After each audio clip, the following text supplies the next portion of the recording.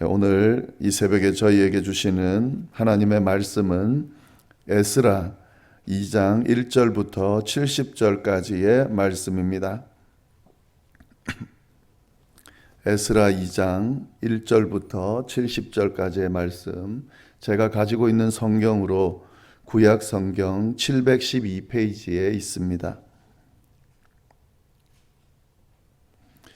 네, 말씀이 좀 길긴 하지만 그래도 제가 다 읽도록 하겠습니다.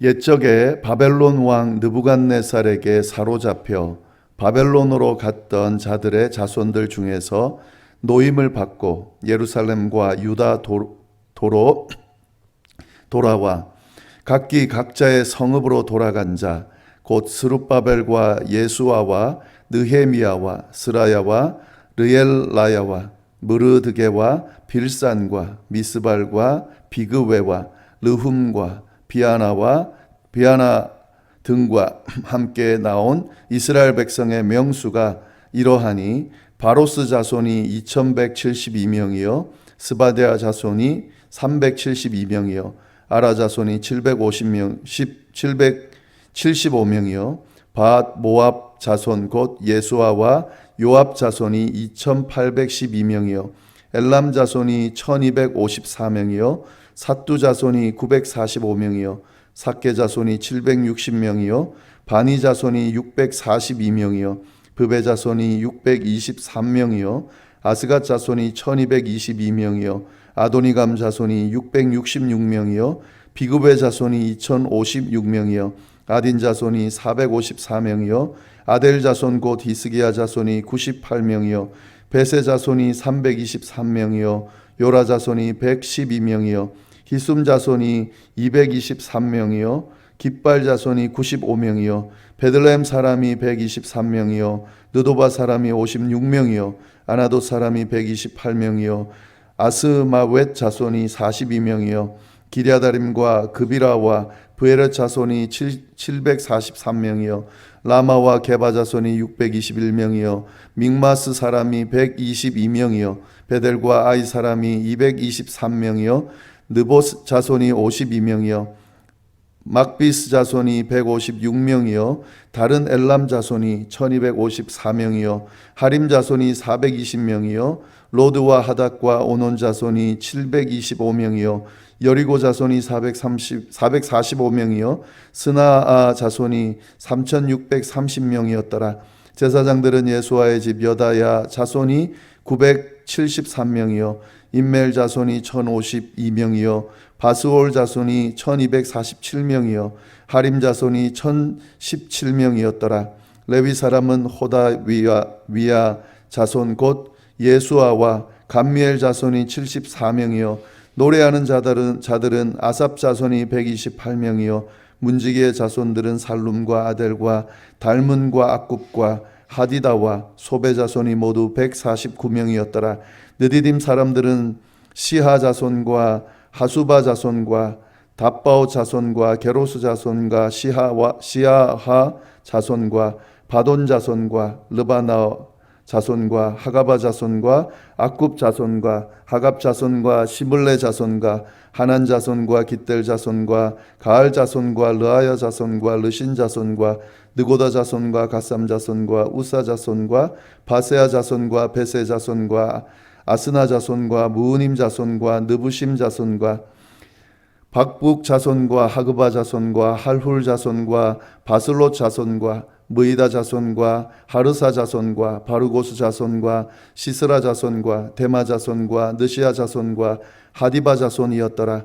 솔로몬의 신하의 자손은 소대 자손과 하소베렛 자손과 브루다 자손과 야알라 자손과 다르곤 자손과 깃델 자손과 스바데아 자손과 하딜 자손과 보게렛 하스 바임 자손과 아미 자손이니 모든 느디딤 사람과 솔로몬의 신하의 자손이 392명이었더라.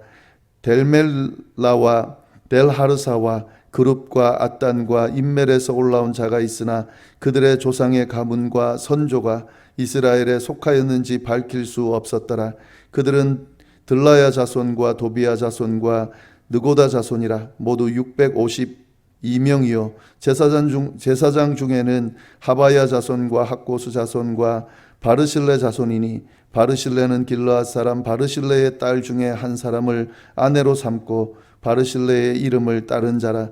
이 사람들의 계보 중에서 자기 이름을 찾아도 얻지 못하므로 그들을 부정하게 여겨 제사장 직분을 행하지 못하게 하고 방백이 그들에게 명령하여 우림과 둠밈을 가진 제사장이 일어나기 전에는 지성물을 먹지 말라 하였느니라. 온 회중의 합계가 42,360명이요 그 외에 남종과 여종이 7,337명이요 노래하는 남녀가 200명이요 말이 736이요 노새가 245요 낙타가 435요 나귀가 6,720이었더라.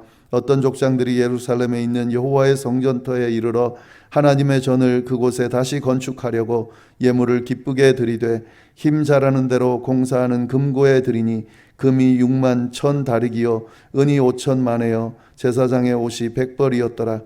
이에 제사장들과 레위 사람들과 백성 몇과 노래하는 자들과 문지기들과 느디딤 사람들이 각자의 성읍에 살았고 이스라엘 무리도 각자의 성읍에 살았더라. 아멘. 네, 말씀이 좀 길지만 다 읽었습니다. 이렇게 통독을 해나가다 보면 이렇게 이름이 나오거나 족보가 나오게 될 경우에 그냥 넘어가는 경우가 있는데요.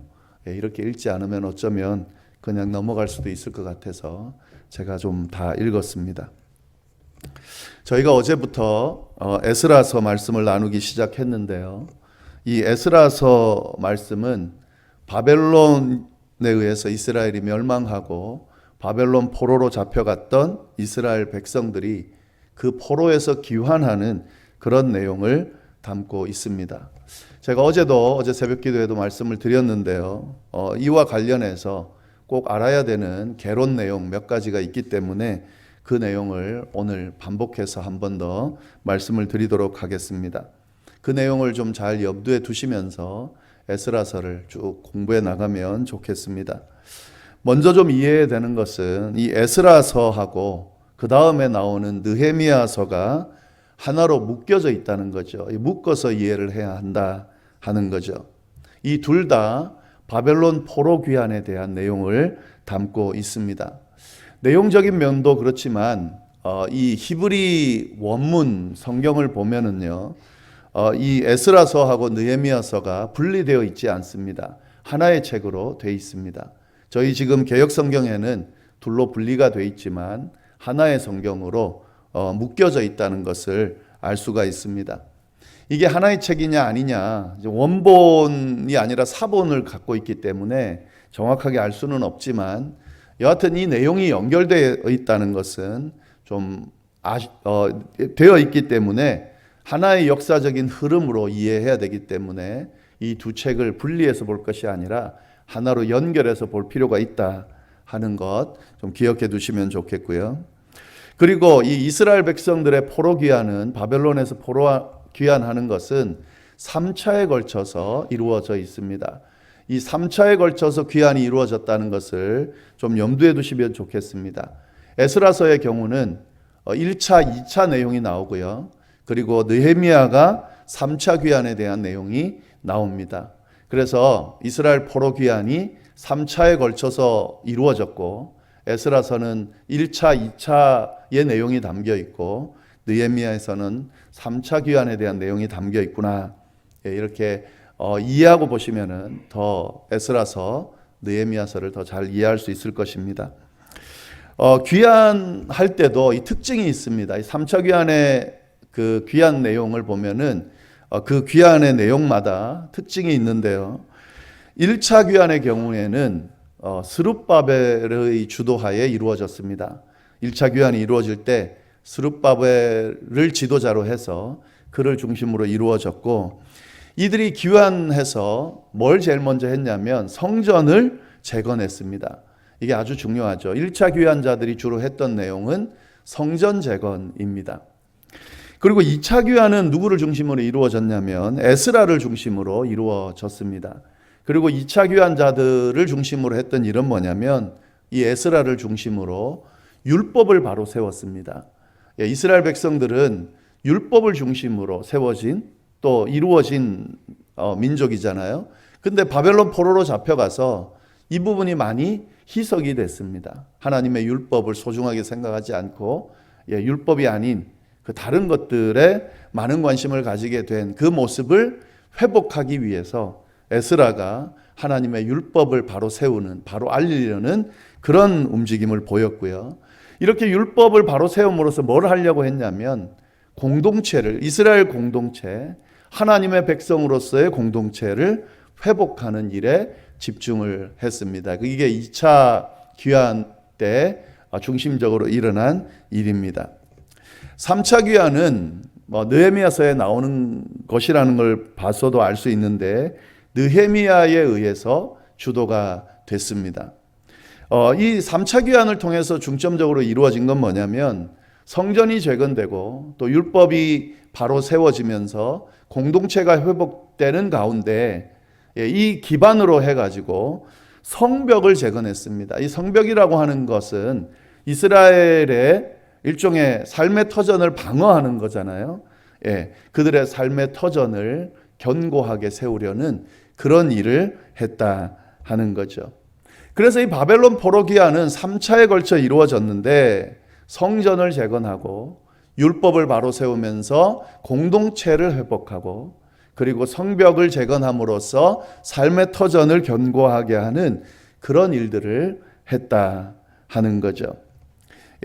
이걸 보면서 하나님의 백성의 모습이 어떠해야 하는지를 우리가 좀 잘 알 수가 있습니다. 하나님의 백성이 가장 중요하게 생각해야 되는 것은 하나님의 전이죠. 하나님이 머무시는 하나님의 전을 바로 세우는 것이 중요하고, 그리고 율법을 아주 중요하게 생각해야 된다는 것, 그리고 그 안에서 삶의 터전을 견고하게 세워야 된다 하는 것을 우리가 좀 이 말씀들을 통해서 알 수가 있습니다. 네, 그리고 또 한 가지 더 알아야 될 것은요, 이 바벨론 포로 귀환이 누구에 의해서 주도되었나 하는 거죠. 이게 무슨 말이냐면 이 하나님께서 하나님의 섭리 가운데 이 일들을 행했다라고 하는 사실을 우리가 좀 잘 볼 필요가 있습니다. 역사적인 그 사건들을 보면은 이 바벨론을 멸망시키고 패권을 장악한 바사죠. 페르시아 오늘날은 표현되어지는데, 이 바사 왕이었던 고레스에 의해서 이 자기네들이 속국으로 있던 그 사람들, 포로로 잡혀왔던 사람들을 다 본국으로 돌려보내면서 회유 정책을 펼치는데, 이 고레스에 의해서 바벨론 포로 귀환이 이루어졌다, 이렇게 생각할 수 있는데 그게 아닙니다. 하나님의 섭리 가운데 고레스도 이용하고 다른 왕들도 이용하면서 하나님께서 이스라엘을 그의 땅으로 회복시켜줬다 하는 사실을 잘 염두에 둘 필요가 있고요. 왜 이렇게 볼 수 있냐면은 사실은 이 포로 귀환이 이미 예언이 되어 있던 내용입니다.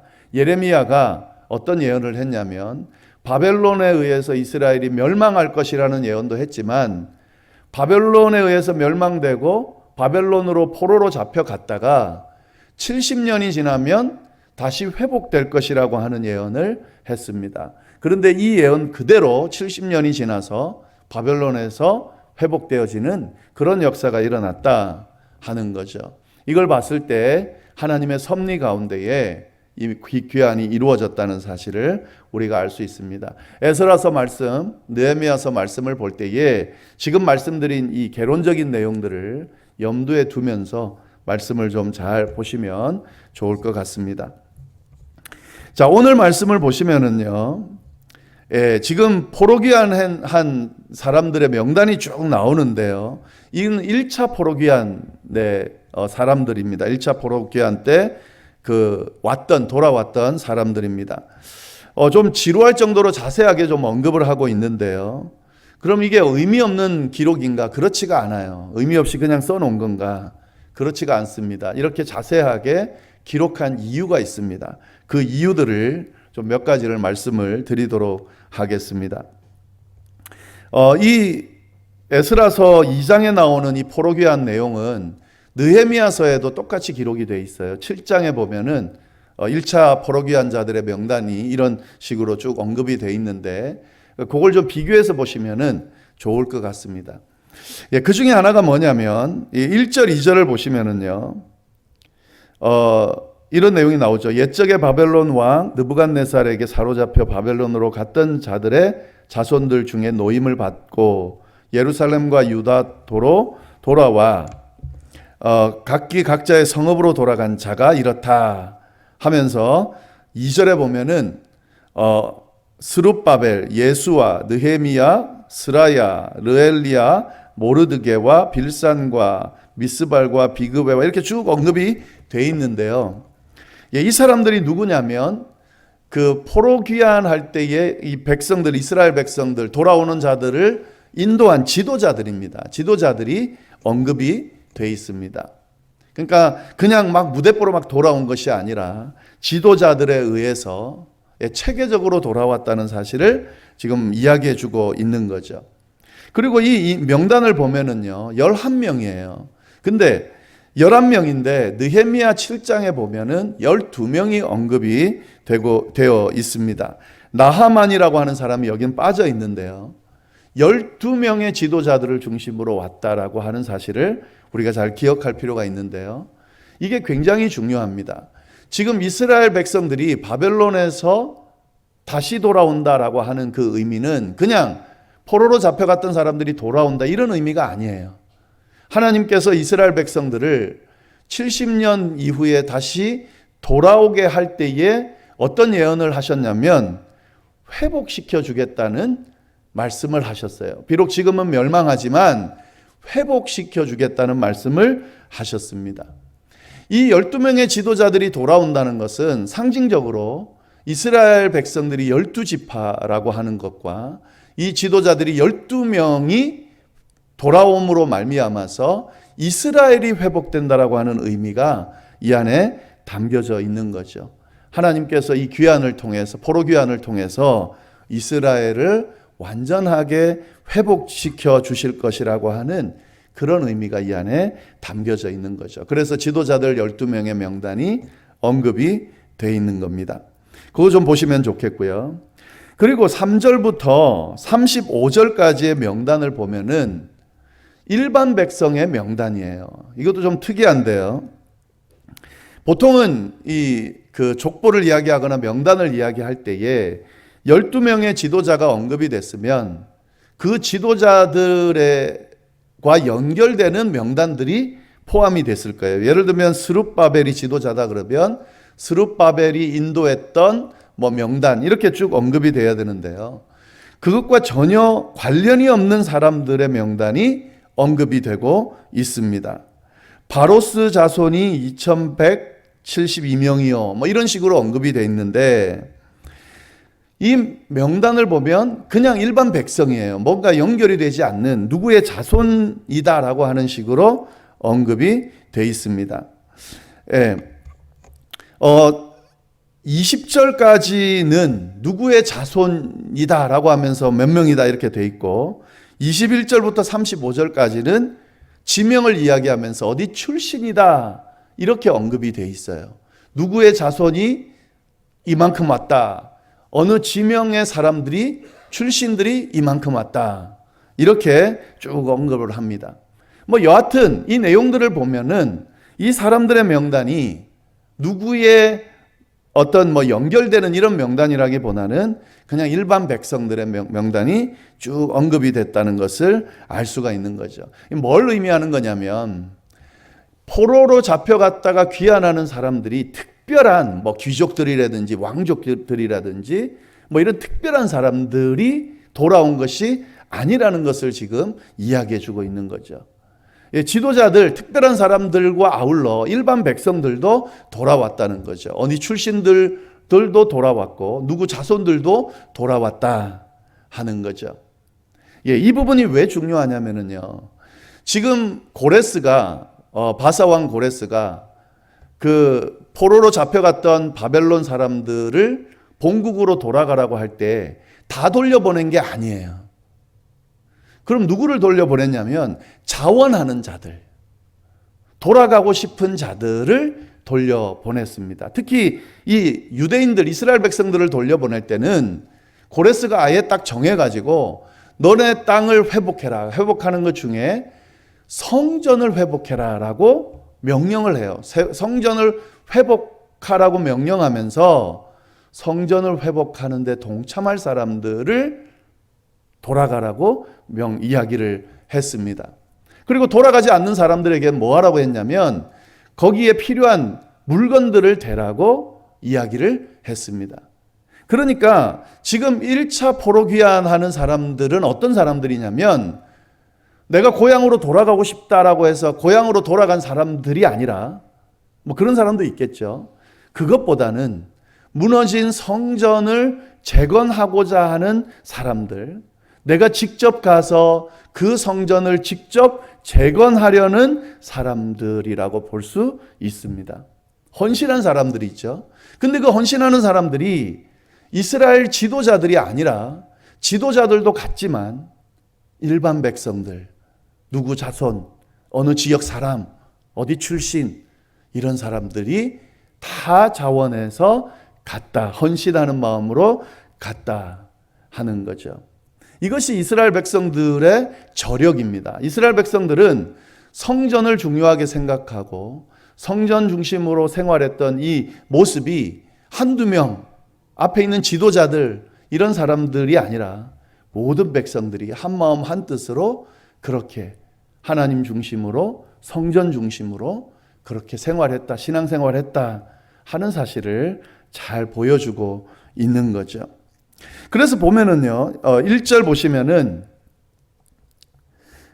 지금 이 명단이 누구라고 했냐면, 예루살렘과 유다도로 돌아와 각기 각자의 성으로 돌아간 자, 이렇게 했는데, 2절에 보면은 뭐라고 그러냐면은요, 쭉 이야기가 뒷부분에 등과 함께 나온 이스라엘 백성들의 명수, 이렇게 표현했잖아요.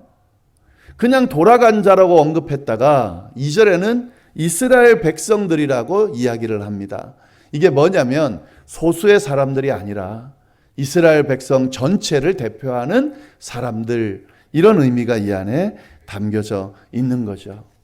포로기아는 한 특정한 인물들 중심으로 이루어진 것이 아니라 자원하는 모든 백성들, 그 백성들이 한 마음으로 이스라엘을 재건하고 이를 재건하기 위해 성전을 재건했다라는 사실을 알려주고 있는 거죠. 교회를 또 하나님의 나라를 세울 때에 앞에 있는 선두에 선 몇몇 지도자들에 의해서 하나님의 나라가, 교회가 세워지는 게 아닙니다. 우리는 보통 그렇게 생각들을 많이 하는데요. 물론 앞에 있는 지도자들이 되게 중요하지만 하나님의 나라는, 그리고 하나님의 교회는 그렇게 특정한 몇몇을 통해 세워지는 것이 아닙니다. 하나님께서 친히 주도해 가시면서 그곳에 속해 있는 모든 백성들, 모든 사람들을 통해서 세워 가신다는 사실을 오늘 말씀을 통해서 우리가 잘 깨달을 수 있습니다. 하나님의 나라에 가면, 천국에 가면, 하나님 앞에 서게 되면 다 하나님 앞에서 이 세상에서 있던 일들에 대한 평가들을 받게 될 텐데, 하나님의 나라를 세울 때에 너는 지도자였기 때문에 중요했고 잘했고, 일반 백성들은 조금 그거보다는 떨어지는 평가를 받고 이러지가 않는다는 거죠. 모든 하나님의 백성들, 그 백성들이 한 마음으로 한결같이 각자의 자리에서 어떤 역할을 했느냐를 가지고 평가받을 거고, 그것에 따라서 똑같은 보상을, 똑같은 상급을 받을 것이라는 사실을 우리가 이 말씀을 통해서 알 수가 있습니다. 하나님의 나라는 모든 백성들, 모든 하나님의 백성들에 의해서 세워지는 것이고, 그걸 통해서 하나님의 나라가 바로 세워진다 하는 사실 좀 보시면 좋겠고요. 한 가지만 더 보면은요, 36절부터 58절에 나오는 명단은 쭉 또 나오잖아요. 근데 이 명단은 갑자기 장르가 바뀌어서 제사장들은 몇 명이고, 그 다음에 레위 사람은 몇 명이고, 문지기는 몇 명이고, 이런 명단이 나와요. 여러분, 이 명단도 잘 봐야 되는데요. 이게 뭐냐면 제사 드릴 때 필요한 인력들을 소개하고 있는 거예요. 예. 그러니까 귀환한 백성들 중에 지도자들이 있고 일반 백성의 명단이 있고 그 다음에 누구 명단이 있냐면 제사 드리기 위해 필요한 명단들이 소개되고 있습니다. 제사장, 레위 사람, 노래하는 자들 다 문지기의 자손 다 그런 사람들이죠. 예, 지금 이게 참 중요한 거. 성전을 재건하고 성전 재건이 중요한 게 아니라 그 성전에서 하나님 앞에 제사 드리는 것이 아주 중요한 거죠. 하나님께 예배 드리는 것이 아주 중요합니다. 그래서 그 예배 드리는 인원이 돌아왔다라고 하는 것을 기록함으로써 이 이스라엘이 하나님의 백성이라고 하는 정체성과 하나님께 예배 드리는 자들이라고 하는 그 정체성이 회복되었다라는 사실을 드러내고 있다 하는 거죠. 그 부분도 좀 잘 보시면 좋겠습니다. 그냥 아무렇게나 쭉 기록한 것이 아니라는 사실 좀 잘 이해하시면 좋겠고요. 죄송한데 한 가지만 더 말씀을 드리면요. 이 59절부터 60절의 말씀을 쭉 보면 어떤 내용이 나오냐면 이 족보를 알 수 없는 사람들의 명단이 나옵니다. 그러니까 이스라엘 자손이라고 언급을 쭉 하는데 이스라엘 자손인지 아닌지가 모호한 사람, 기록에 남아있지 않는 사람들도 돌아갔다는 것을 이야기하고 있습니다. 예, 이 성전 재건을 위해 포로에서 귀환한 사람들의 명단 속에는 이스라엘 백성들 그리고 족보에 들어가 있는 그렇게 명확한 사람들 뿐만 아니라 명확하지 않지만 그러나 이방 민족일 수도 있고 또 기록이 사라졌을 수도 있지만 이런 사람들도 함께 했다는 사실을 배제하지 않은 거죠. 기록에서 빼지 않았다는 거예요. 이 부분도 좀 잘 보시면 좋겠습니다. 하나님의 나라는 또 하나님의 나라를 재건하는 곳에는 이렇듯 이렇게 소외된 자들도 함께 했다라고 하는 사실을 좀 잘 이렇게 기록하고 있다는 거 잘 기억하시면 좋겠습니다. 그리고 제사장 중에서 이 제사장인지 아닌지도 명확하지 않은 사람들도 또 나오는데 이런 사람들에게는 이 제사장인지 아닌지가 명확해질 때까지 그 제사장직을 하지 못하도록 금하는 그런 부분들도 나옵니다. 이런 명단들을 쭉 보시면서 정말 이 하나님의 나라 또 하나님의 백성들이 이렇게 세워가는 이 과정이 그냥 어수선하게 허틀게 그러니까 무대뽀로 이렇게 되어지지 않는구나 하는 사실과 또 이 안에 담겨져 있는 의미를 통해서 어떤 것이 중요한지를 우리가 잘 깨달을 수 있다 하는 거죠. 그런 부분들을 좀 유심히 보시면서 말씀을 좀 더 깊이 이해하시면 좋겠습니다. 기도하겠습니다. 하나님 아버지, 오늘 귀한 말씀, 특별히 에스라서 말씀을 통하여서 저희에게 해주시는 하나님의 음성을 듣게 하시니 감사합니다. 이 말씀 속에 담겨 있는 의미들을 우리가 다시 잘 새기면서 하나님의 백성으로서 어떻게 살아야 하는지 또 하나님의 나라를, 교회를 어떤 마음으로 세워가야 되는지 잘 돌아보는 귀한 시간이 될 수 있도록 주여 인도하여 주옵소서. 오늘 하루도 주님 지켜주시고 또 내일 거룩한 주일을 잘 준비할 수 있도록 주여 인도하여 주옵소서. 각자 기도하는 내용들이 있습니다. 이 시간 이후에 기도할 때에 하나님 귀 기울여 주시고 응답해 주셔서 하나님의 함께 하심과 역사하심을 경험하는 시간이 될 수 있도록 주여 인도하여 주옵소서. 함께 해 주시기를 간절히 바라고 살아계신 예수님의 이름으로 기도드립니다. 아멘.